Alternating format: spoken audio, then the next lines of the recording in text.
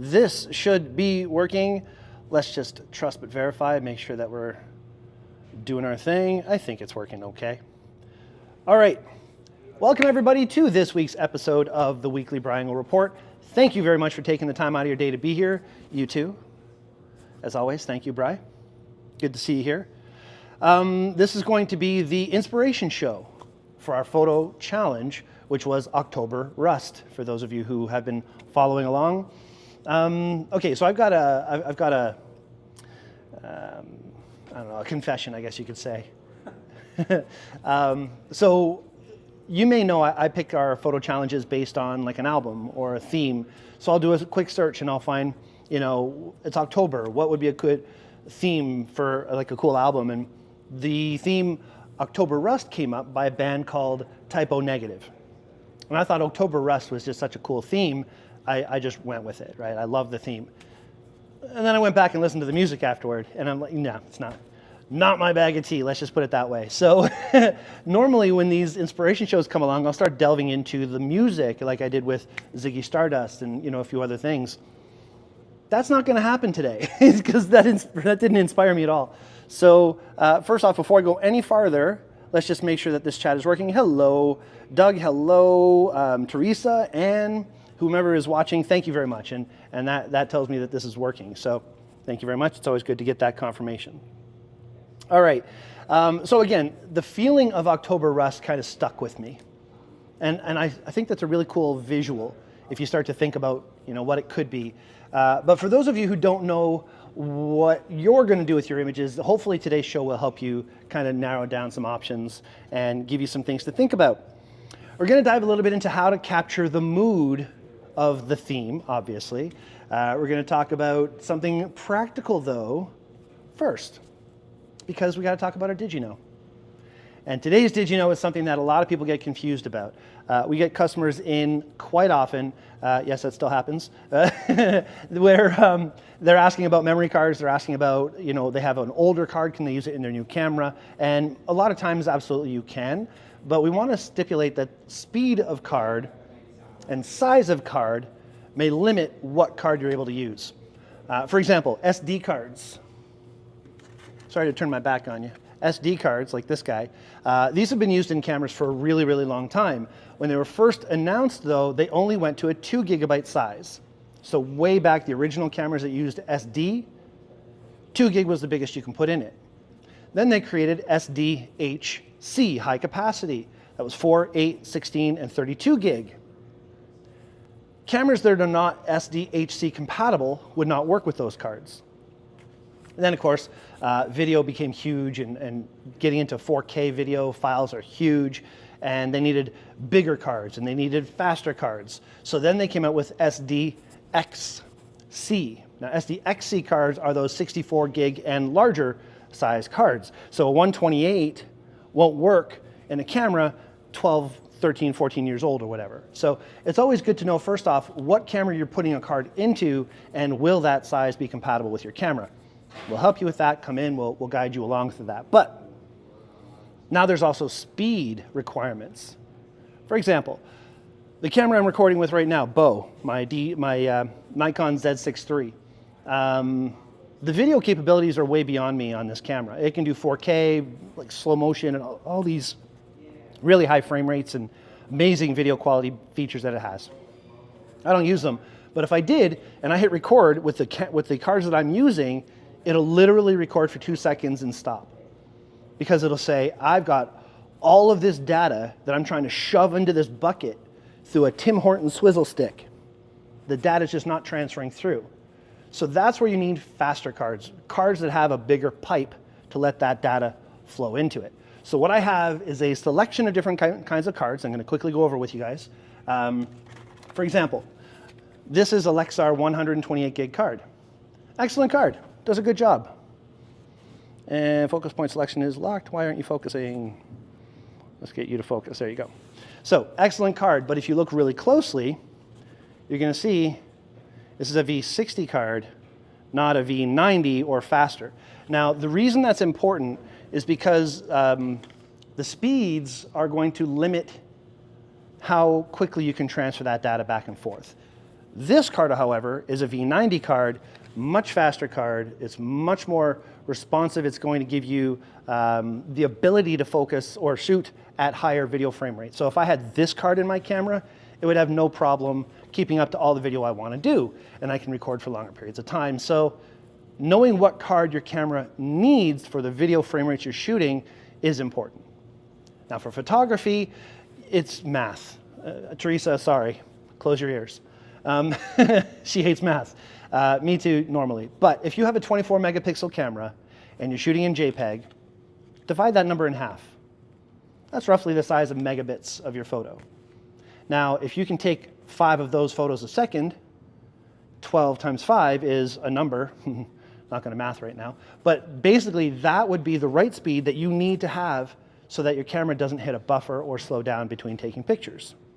So there's actually some math involved in knowing what speed card you should get. The more resolution you have, the more pixels you have, the bigger the files are. The bigger the files are, the faster your card should be.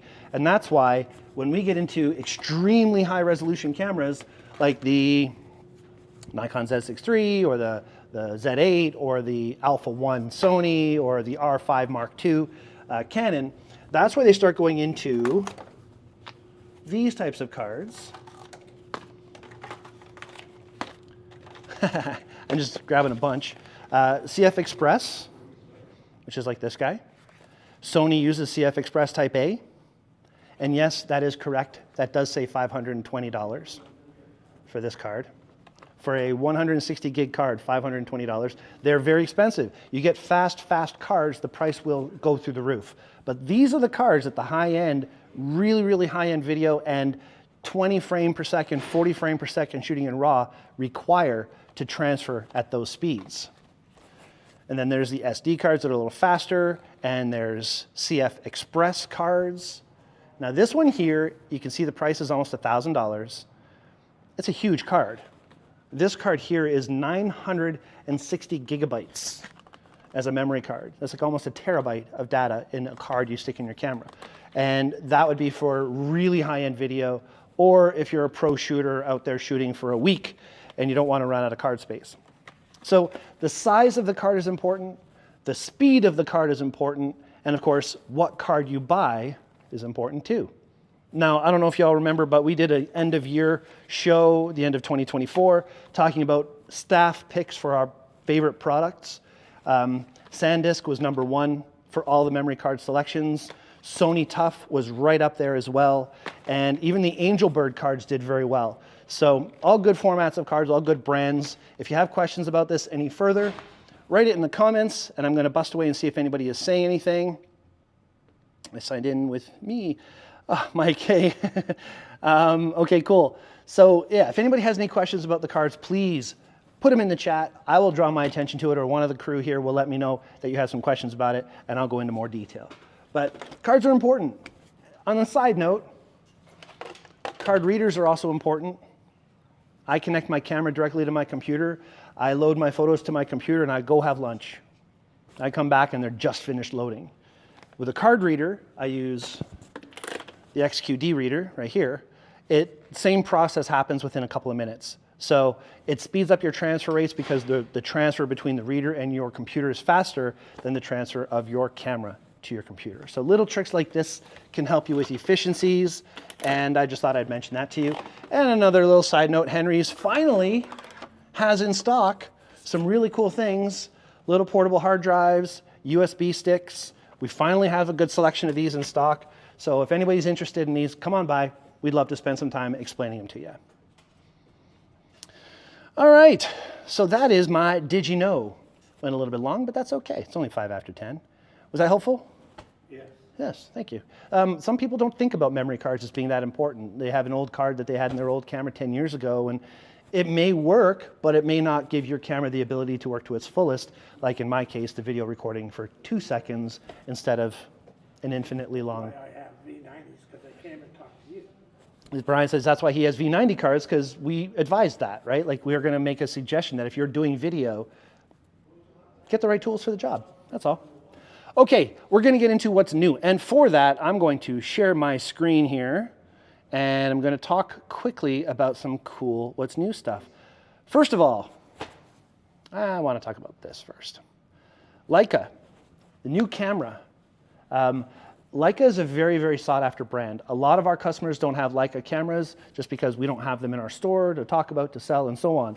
But if you watched Peter McKinnon's videos recently, he was in Germany at the Leica plant getting all these really fun cameras, and he talked about this guy. It's a new Leica, it's kind of a rangefinder camera. It's called the M EV1. It's a Leica M series, which is their flagship series. Best stuff you're gonna find. EV1 means electronic viewfinder. That's the game changer. Leica's never had an EV. So this is the first one where it actually will give you an electronic viewfinder. So when you look it up, when you hold it up to your eye and you look through, it's not optically looking like their old rangefinder style. It's like a TV that you're looking at. And I would imagine Leica's not going to do anything unless it's the best. So I'd love to see what that looks like.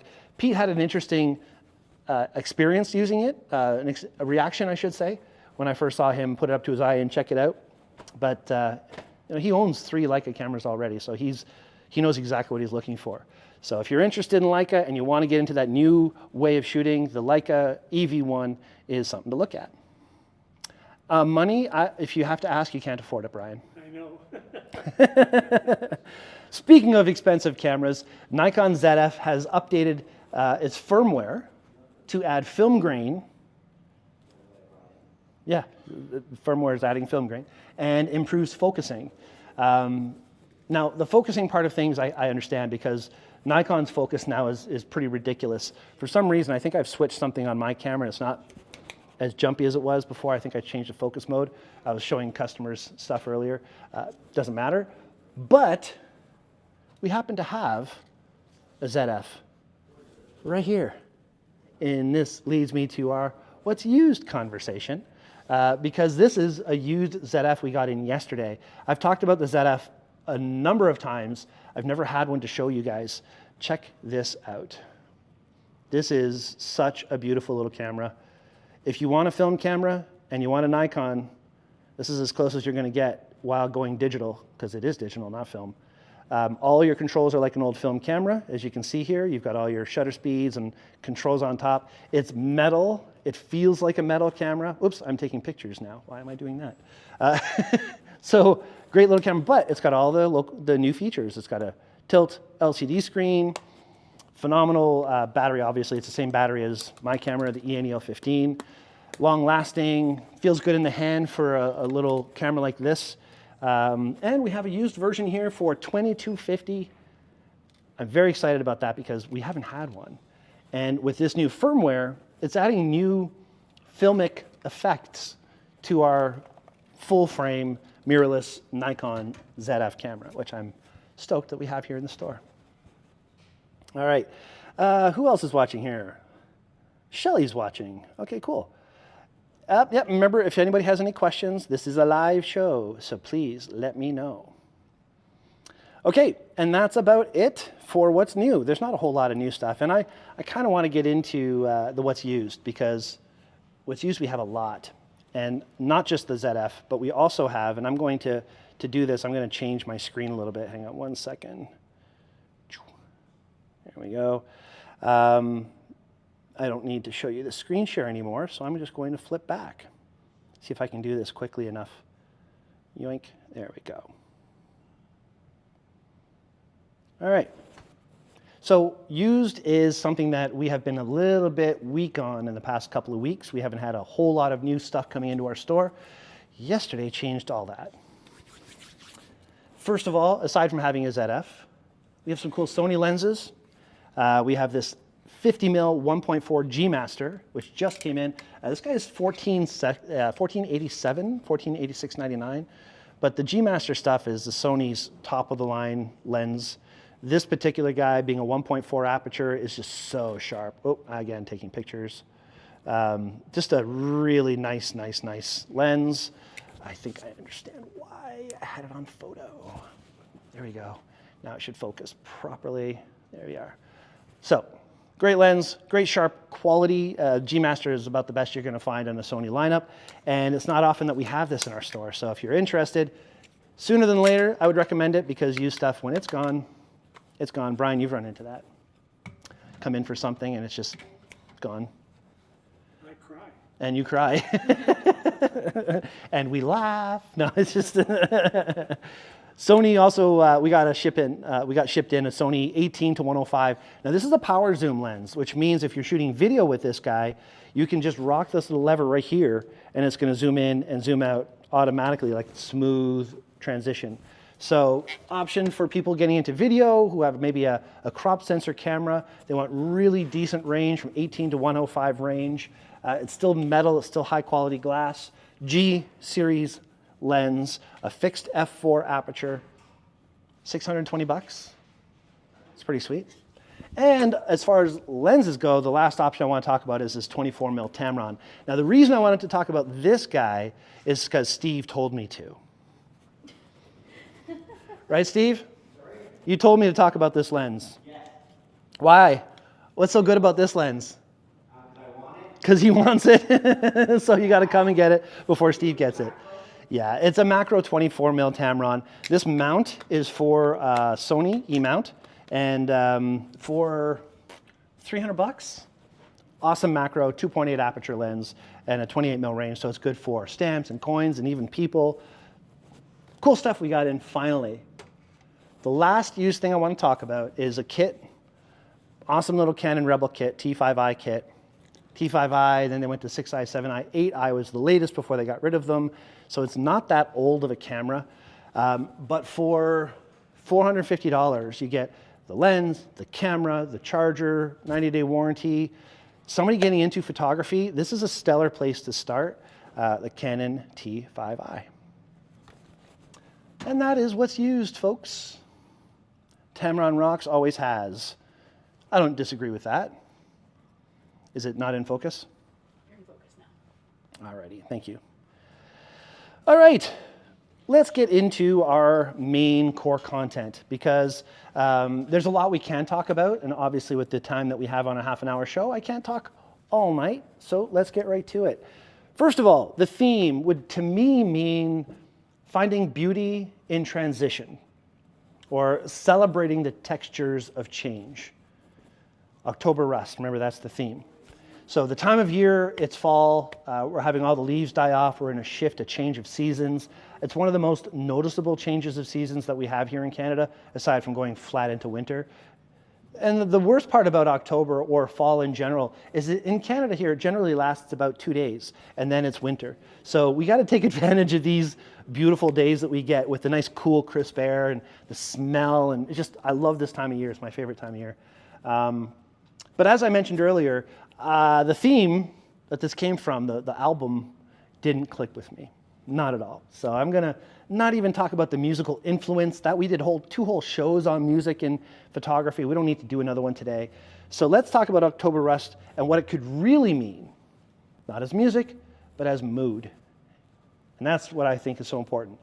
To me, the feeling you get when you step outside and that air is nice and crisp and clean, the sweetness of the leaves breaking down, that really screams October rust. And rust would being like rotting and oxidization, and just the shift of something going from beautiful and pristine to patinaed and worn and aged. The gold light that hits the wood and makes the bright glow. You really get that beautiful glow at the right time of day, obviously, this time of year. And it's also a reminder that even when things are fading, there's still beauty. There's still something that you can take from it and tell a story from. And Bryan's posing. That was great. You all know photographers are all about chasing the light, right? It's always about chasing the light. But sometimes, as I break the place, sometimes the light we need is more about the light that's actually about to disappear. So if you're outside at the right time of day, like even right now, if I look outside, the light is just beautiful. And within about 15, 20 minutes, or even 2 minutes from now, it's going to shift and look different. The light is constantly leaving us and constantly taking with it that feeling that we have. So as a photographer, one of the things that is important to me is our job isn't necessarily to stop time, which is something I've said many times. We can freeze time with a camera. Our job is to witness it, to document it, to see that time disappear, and to be able to capture something that leaves the viewer with that story of that time. Now, October rust can help us with that. If we were to shoot every wrinkle, or every falling leaf, it's proof something's been there. There's a story there.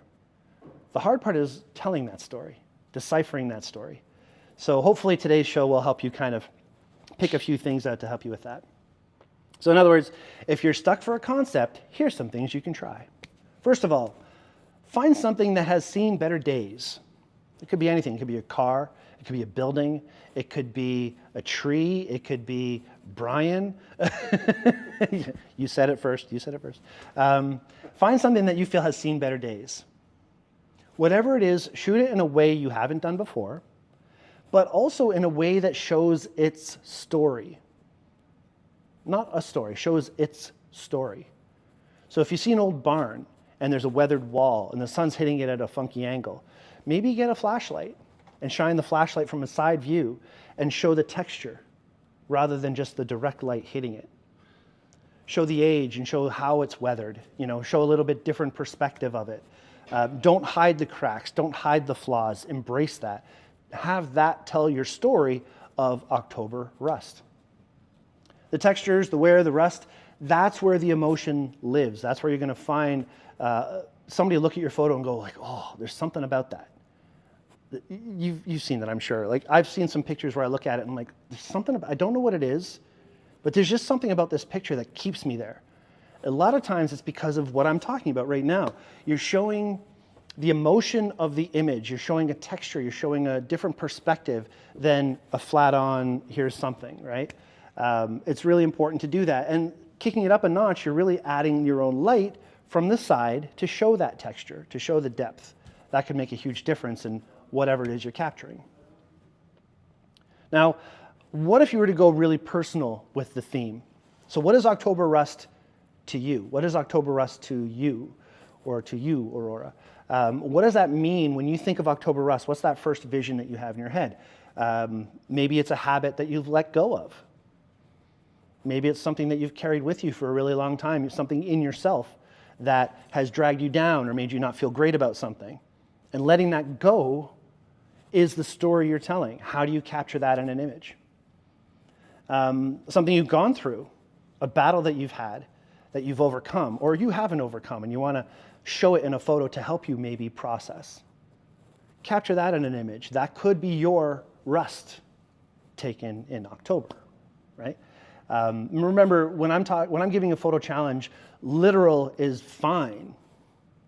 But if you take your own perspective and you have your own vision of that, remember when we do our reviews, I usually read off the little blurb that somebody gives us. So share that with us. Let us know what your perspective was for that moment.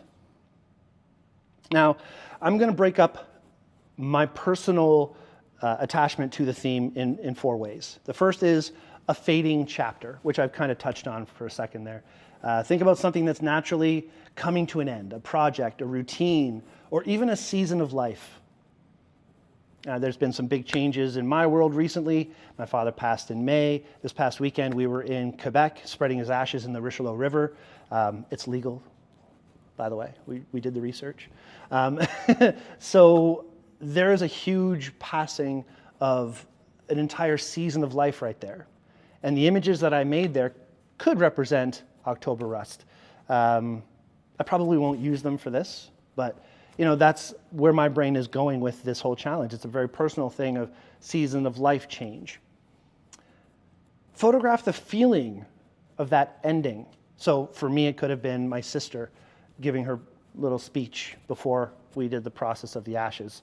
It could have been that moment, right? It could have been anything like that. Maybe it's your workspace at closing time. I did a little video one day, that song, It's Closing Time, and I was looking at the clock on the wall, and it was like 15 seconds or something to when we were supposed to leave, and I spun it around, and there's like me and Patrick and Martin all staring at the clock ready to go home. That could be your October rust photo. It could be a lot of things. It could be a street that you pass by every day. You pass by, you move through it every day and tell the story of how the light is affecting it, or the texture and the feeling you get from that street that makes you feel good or bad or whatever. It could be an old pair of shoes. A stinky pair of shoes that you have lying around in the house. Maybe that's your October rust. It's a shoe that finally, after all this time, you wore it all summer long mowing your lawn, and there they are smelling like your cat's litter box, and they're just nasty. That could be your October rust. So that's a fading chapter concept. Now, what if I were to flip it and talk about visible growth? It's a whole different thing, right? Revisit an old photo you took years ago. Reshoot it now. What's the difference in how you made that photo? That could be your October rust, shedding the rust of the old and getting into something new. The changes in the results are going to surprise you, believe it or not. I've done this many times where I look at an old photo and I compare it to what I'm doing today. Sometimes I'm disappointed. I liked some of my old photos, right? But you're learning, you're always changing, and that change is, again, leading me to this theme of out with the old, in with the new, right? Growth is always going to leave a mark. It's always going to leave an imprint. It's going to give you another tool in your toolbox. It's going to give you more to draw from. So the more you look at how you're changing and you actually pay attention to your own growth, believe it or not, you're building up your tools in your toolbox. And that's a really powerful tool for photography, not just for this challenge, but just in general. All right, so the third thing I'm going to have is inherited texture. Kind of a weird way to say it, but find something that's been passed down to you. I've got a whole bunch of knives that my father had.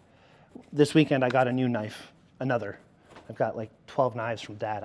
Didn't even know he collected knives. He has like a big, huge kukri. He has, the latest one is a dive knife that he used to scuba dive with. And as soon as I saw that, I just connected to my dad going in the water with his wetsuit on and putting that knife around his leg, and just, it brought back so many memories. It was really interesting. So maybe the knife, maybe that dive knife is something that I could focus on for October rust.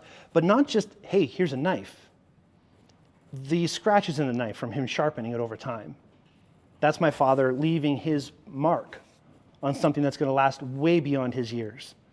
Finding a way to interpret that into an image could be a really powerful image as well. Bryan's thinking. I can see the wheels turning. Photograph it not as an object, but as evidence of continuity. Right? So like, for example, this knife right here is my father's knife. And I talked about the sharpening marks on it and so on and so forth. I showed this to my little brother this weekend, and he goes, oh yeah, those are the marks that he did when he was sharpening it. And that stuck to him. Like that visual really did stick with my brother. So it's an evidence of continuity. It's going from him to me and passing that to whomever I might pass that to down the road. That could be an October rust theme. Every scuff or scratch is somebody's story layered into yours. So embrace that, see it. All right, now what about letting go? Letting go, it's already 5:29, so I'm gonna have to let go of this whole conversation soon. But use photography as an act of release. I think we all need that. I think we all use photography to de-stress, to get away from reality, let's just say, and create our own. Something you've held on to physically or emotionally. Set it down. Make a photo that represents that. Use that as your October rust. You're nodding. You have an idea? Oh, I've done that before. You've done that? Yeah, I've done that before. It's cathartic in many ways when you start to think this way. Doesn't work with your wife. It doesn't work with your wife, though, Bryan says. Oh, as the comments pour in. Love how you're trying to get us to create a story, trying to photograph outside of the logical October rust. Thank you for the push, Bryan. Great inspiration always. Thank you. That's awesome.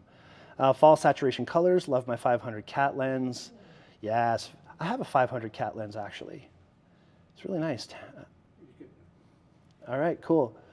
All right, let's move back into the conversation. I can sidetrack so easy. Yeah, I think when you're getting into letting things go and you're getting into having these moments in your life that you're pushing sideways and you're pushing down or pushing past, let's say, photograph it before you let it go. 5 years from now, you look at that photograph and it brings you back to a moment of uncertainty or whatever you were going through, and wherever you are then will give you a sense of nostalgia and an accomplishment when you look back. So that's something you should do. The act of shooting becomes part of the goodbye. I think that's really important to embrace. All right. there's so many things we can get into, but I just want to remind you all, photography can be your way of saying goodbye. It's also your way of saying thank you. It's also your way of capturing the moments that made you who you are. October Rust can be so broad and it can apply to so many different perspectives of how you're going to make a photo. I can't wait to see what you all make from this challenge. There's so many opportunities for you right now to get out and take advantage. We've had great weather. So even if you're going on a photo walk and you happen to see a tree with a little bit of a pattern or a texture or color on it, embrace the moment. Think about all the other things I've said as far as letting go or inherited textures, visible growth, fading chapter, fading out. There's so many interesting things that you can make. So I'm really excited to see what you all make from these things. And if you have any questions, of course, pop it in the chat. Is there any new question there, Aurora? Brilliant inspiration. Thank you. Thanks, Teresa. Cool. All right. So, as a reminder, your challenge this week is to capture something that is fading gracefully, or however you want to capture it. Not sad, just honest. It could be sad too. There's nothing wrong with that. Something that has earned its texture, the patina, giving it that different feeling. Maybe that's a place, maybe it's a person, maybe it's a memory that still holds warmth, even as it changes. So have fun with it, guys. Enjoy the challenge. Can't wait to see what you do with it. Now we're going to get to the closing conversation, and there's two parts to this. First part is one sole thing. You're all invited. We have a huge VIP sale going on right now. Or not right now, I should say. As you can see, October 30th until November 2nd. This is something that's unique. We don't do these very often. And for that reason, I'm going to bring in the store manager just to chat about this for a quick second. Aurora, welcome again. Hello. I don't know if you guys can hear me. Oh, Hopefully you no. can. Good point. Easy to fix. Easy to fix. Boom. And Hello. now they should be able to hear you. Wonderful. I'll Cool. just put this here for now. Okay. I will hold this and be Vanna White. You can talk. Our VIP customer event, we're personally inviting anybody who watches this video, anybody who's here in person, to join us for the VIP event. Essentially, there's going to be all sorts of different deals, not advertised online, not advertised on the website, on hard goods, accessories, lenses, tripods, filters, memory cards. So if you are in need of anything for yourself or for a gift, it's a really great time to pick something up. Like I said, it's not advertised anywhere. It's a by invite only, so just let us know that you were invited and we'll fill you in on the details of the sales during the sale. So that's Thursday starting tomorrow until Sunday during regular business hours. We're going to be having this deal. So There you go. come in, VIPs. Awesome. Thanks, Aurora. No problem. And it's just like she said, this is not advertised. You're not going to see anything on the website. You're not going to see flyers or emails. The only people that'll know about this are the people that we've contacted by phone. I've not really been in the store a lot lately and haven't contacted you all, but this is me doing that right now. So here, ring, ring, everybody, you're invited. Come into the store and check out this awesome sale. Can't wait to shop. See you tomorrow, Mike says. Cool, awesome. So that's good. We'll see you guys soon. And as always, I just want to say my little closing goodbye. Back to the original challenge, a theme based on an album. It just proves that not every bit of inspiration needs to sound good or to feel good. Just reminds me, because my original goal for inspiration wasn't there for this. The music wasn't part of my inspiration. So I flipped, I switched, and I got inspiration from different places. And that's what we all do as photographers, is we open our eyes to what's in front of us and we try and pick what our story is and capture that and share it as a photo. So October Rust, let's see what you guys have. And thank you all for watching this week's weekly BrYangle Report. Don't forget, if you shoot for yourself, the rest will follow. Take care, everyone.